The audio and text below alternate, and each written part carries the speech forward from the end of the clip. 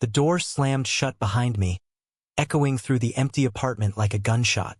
My hands were shaking as I clutched the phone, the screen still glowing with the message that shattered everything.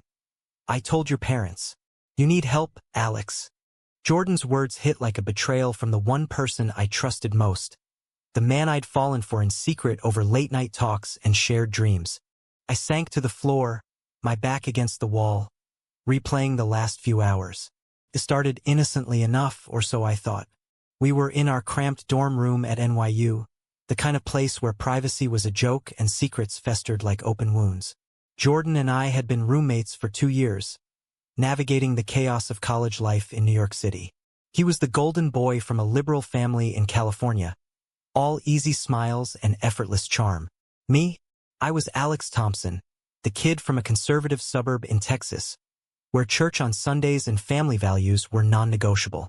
I'd buried my feelings deep, convinced that being gay was a flaw I'd fix someday. But that night, after a few too many beers at a campus party, the walls came down. We stumbled back to the room, laughing about nothing, and in a moment of raw vulnerability, I confessed. Jordan, I think I'm in love with you. I whispered, my heart pounding. He didn't pull away. Instead, he kissed me, and for the first time I felt seen.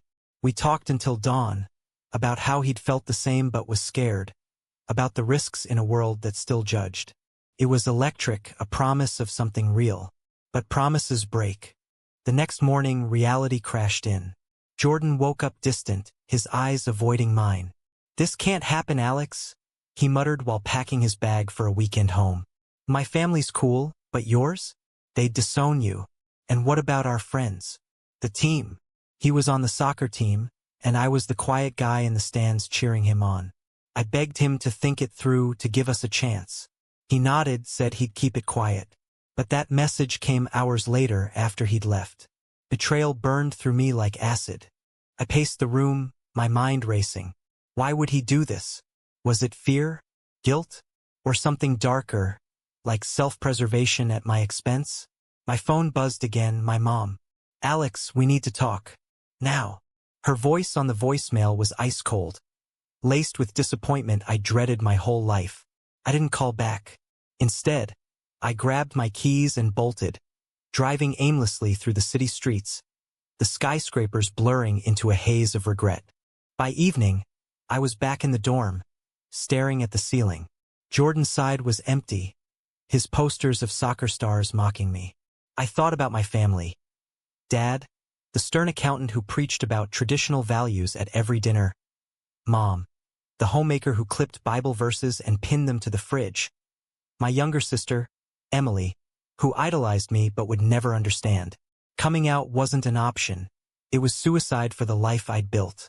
But Jordan had forced my hand. I logged into my email, drafting a message to my parents, but deleted it. No, I needed to face this head-on. I booked a flight home for the next day, my stomach twisting. The decision felt like jumping off a cliff, but hiding wasn't an option anymore. As the plane took off, I wondered if this was the end or a brutal beginning.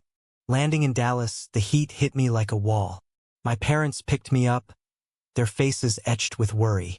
The drive home was silent, the kind of quiet that screamed. Finally, at the dinner table, it exploded.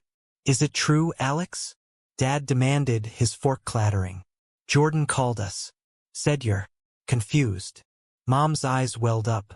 "We raised you better than this." I swallowed hard. "It's not confusion, Dad. I'm gay. And Jordan. We had something." The words hung in the air, heavy and irreversible. Dad's face reddened. "No son of mine is going to live like that. You'll get help, or you're out." Mom sobbed, pleading for me to pray it away. Emily watched from the stairs, wide-eyed. That night, I lay in my childhood bed, the posters of superheroes faded and childish. The conflict tore at me, loyalty to myself versus the family I'd always protected.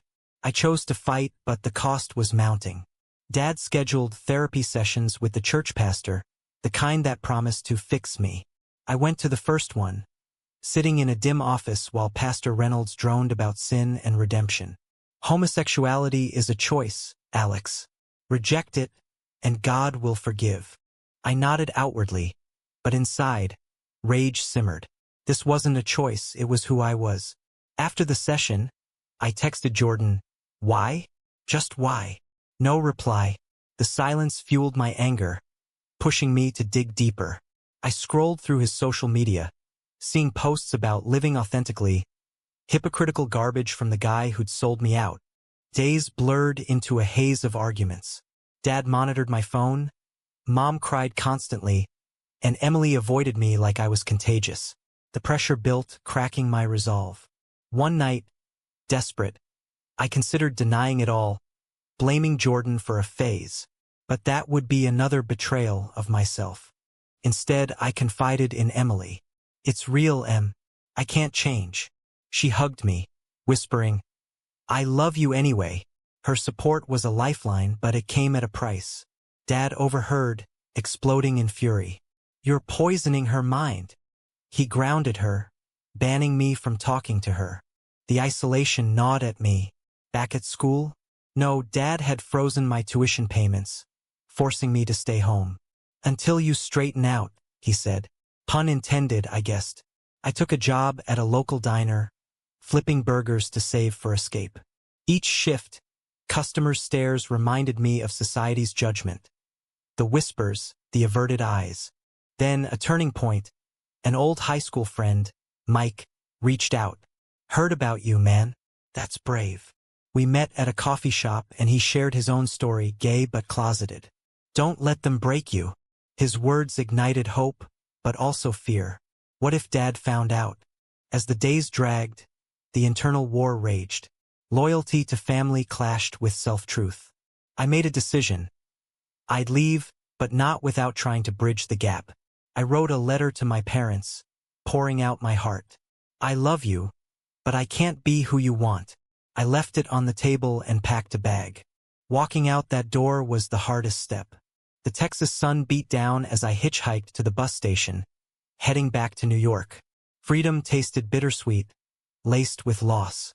Jordan's betrayal had set this in motion, but my choices defined the path. The bus rattled into Penn Station, the city lights a stark contrast to Texas's endless skies. I had $50 in my pocket, a backpack of clothes, and no plan. Jordan's face haunted me. His kiss, his confession, then his stab in the back. Why expose me? To protect himself? Or was it malice? I crashed on Mike's couch, a tiny walk-up in Brooklyn he'd sublet. Mike was out now, living openly with his boyfriend, but he warned me, "Society's progressed, but not everywhere. Watch your back." His words echoed as I job-hunted, pounding pavements in a city that swallowed the weak. I landed a gig at a bookstore in Manhattan, shelving novels about love and loss that mirrored my life. The owner, Ms. Hargrove, a sharp-witted woman in her 60s, noticed my distraction. "Boy trouble?" she asked one slow afternoon. I hesitated, then spilled it all. She listened, nodding. "Family's tough. Mine disowned me for marrying a black man in the 70s. But you rebuild." Her story inspired me, but the pain lingered. Nights, I'd scroll Jordan's profile, he'd blocked me, but mutual friends' posts showed him partying, carefree. Jealousy twisted into resolve. I enrolled in community college classes, scraping by on loans and shifts. Then, the confrontation I dreaded, Jordan texted. "Alex, I'm sorry. Can we talk?" My fingers hovered. Part of me wanted answers, the other to lash out. I agreed to meet at a neutral spot, a park bench in Central Park. He looked haggard, dark circles under his eyes. "I panicked," he admitted, voice low. After that night, I thought about my future soccer scholarships, my parents' expectations. I told them first and they flipped, said I needed to distance myself. "So I called yours, thinking it'd force you to deny it." Rage boiled over. "You ruined my life to save yours? That's not love, Jordan. That's cowardice." He reached for my hand, but I pulled away. "I was wrong. I miss you." His plea cracked something in me, but trust was shattered. "Too late," I said, walking away. The decision hurt, but it was necessary. Holding on would mean more pain. Back in Texas, things worsened. Emily called secretly. Dad's drinking more. Mom's in denial. They blame you for everything. Guilt gnawed. Had my truth destroyed them? Or was it their refusal to accept? I threw myself into activism, joining an LGBTQ support group at the community center. There, I met others with similar scars, disowned kids, bullied teens. Sharing stories healed, but also highlighted society's flaws. One guy, Tomas, spoke of workplace discrimination. Came out, got fired. No protections in some states. It fueled my anger at the system. A moral dilemma arose when Mike asked me to speak at a rally. Your story could help others. But exposure meant Dad might see, deepening the rift. I agonized, weighing impact versus family ties. In the end, I said yes. Standing on that stage, voice trembling, I recounted my betrayal and exile. The crowd cheered, but inside, fear churned. The video went viral locally. Dad called, furious. You're parading our shame? You're dead to me. Click. The line went silent, a final severance. Mom didn't call. Emily texted, I'm proud, but they're cutting me off too if I contact you. The price was steep, lost family but gained community. I started dating casually, testing waters, but Jordan's shadow loomed. One night, a date turned sour when the guy admitted he was married. Closeted. Don't judge, he said, but I did, echoes of Jordan's hypocrisy. Then, a twist, Jordan showed up at my work. I came out to my parents, he said, eyes earnest. Lost my scholarship, but it's freeing. Skepticism warred with hope. Why tell me? Because I want another chance. The offer tempted, but memories of betrayal stung. I turned him down. You chose yourself once. Now I choose me. As months passed, the tension eased into routine. I aced classes, got promoted at the bookstore. Ms. Hargrove became a mentor, pushing me to write my story. Turn pain into power. I started a blog, anonymous at first, detailing the internal conflicts of coming out in a divided America. But society struck back. A conservative group doxed me after a post went big. Threats poured in emails, calls. Faggot, go to hell. Fear gripped me, but I didn't delete. Instead, I reported it, standing firm. The climax built when Emily ran away, showing up at my door. I can't stay there anymore. They're suffocating. She was 17, defiant. Harboring her meant legal risks. Dad could claim kidnapping. The moral quandary tore me. Send her back to toxicity or risk everything. I chose to help. We navigated social services, proving emotional abuse. It was a battle, court dates, testimonies. Dad glared across the room, calling me a pervert influencing her. The judge ruled in our favor, granting Emily emancipation. Victory was hollow. Family bonds severed forever. Jordan reached out again, offering support. This time, I let him in as a friend, testing waters. Trust rebuilt slowly, brick by brick. But doubts lingered. Was forgiveness weakness or strength? The decisions weighed heavy, each with its toll. Emily settled into my cramped life, sleeping on the couch while I juggled work and school. Her presence was a reminder of the fallout. Dad's rage, Mom's silence. They think I've corrupted you, I told her one night over pizza. She shrugged. Their loss. You're my hero. Hero? Hardly. The internal storm raged. Guilt for breaking the family, anger at their bigotry. Society's mirror reflected it all, progress in cities, but backlash in suburbs. News headlines screamed about anti-LGBTQ bills, fueling my resolve. Jordan hovered on the edges, coffee meetups turning into deeper talks. I regret everything, he said, but it pushed me to change. His family had cut ties to a shared wound. Attraction flickered, but caution held me back. Betrayal's scar ran deep. A new conflict emerged at work. A customer complained about my lifestyle after seeing me at the rally. Ms. Hargrove defended me, but sales dipped. Bigots, she muttered. It highlighted economic pressures. Being out could cost jobs, security. I pushed forward, organizing group events. One night, a debate turned heated. A member argued, Assimilation is key. Don't flaunt it. Another countered, hiding perpetuates hate. I sided with visibility but questioned my own choices. Had I flaunted too much? Then a shocking call, Mom. Alex, your father's had a heart attack. Her voice cracked. Stress from everything. Guilt crashed like a wave. Was I responsible? I flew home, hospital sterile and cold. Dad looked frail in the bed, tubes snaking. Why are you here? He rasped. To say I'm sorry for the pain, but not for who I am. Tears welled. Mom pulled me aside. He won't admit it, but he misses you. A chink in the armor? The visit stirred turmoil. Dad recovered slowly, but conversations were tense. I don't understand, he admitted one day, but I don't want to lose you. Progress? Or lip service? I challenged him. Then accept me. He hesitated, the divide stark. Back in New York, Emily thrived, enrolling in high school. But Dad fought the emancipation, dragging us to court again. His lawyer painted me as unstable, citing my deviant life. The judge probed, Mr. Thompson, do you believe your son's orientation harms your daughter? Dad faltered. I don't know anymore. We won, but the toll was emotional exhaustion. Jordan supported through it, his presence steady. One evening, he confessed, I was scared of losing everything, but losing you was worse. We kissed, tentative, rebuilding. Society's pressures mounted. A friend from group, Lena, faced eviction after her landlord discovered her trans identity. We rallied, protesting. Media covered it, exposing me further. Threats escalated, anonymous notes at my door. Paranoia set in. Was visibility worth the danger? I confided in Jordan. Sometimes I wish I'd stayed hidden. He held me. But then you'd be miserable. True, but the trade-off stung. A betrayal from within. A group member, closeted and fearful, leaked info to conservatives. Protests turned ugly, shouts of sinners.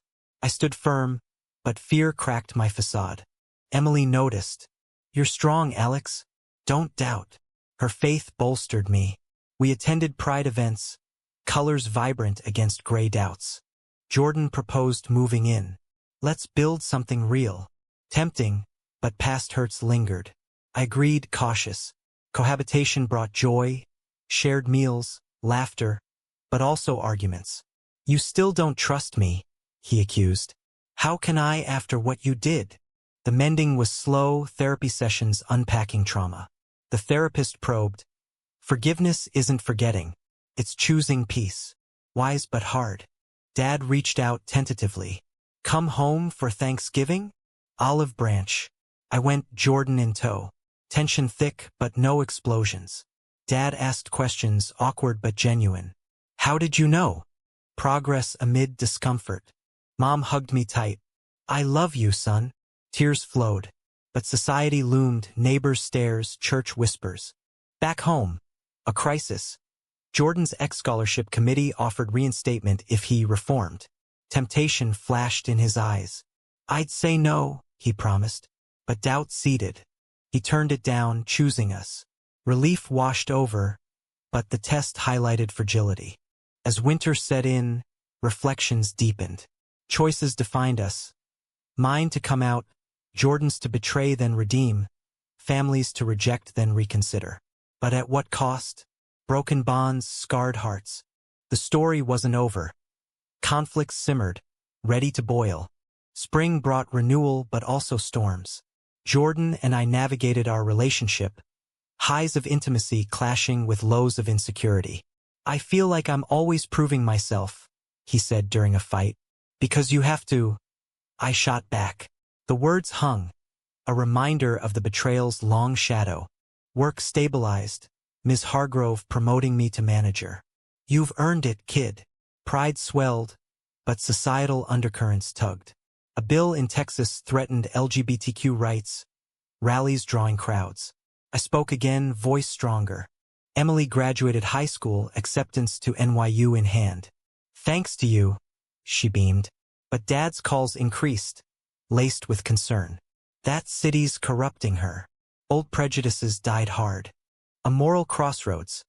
A journalist wanted my story for a feature. Exposure could inspire, but invite backlash. Jordan urged caution. We've rebuilt.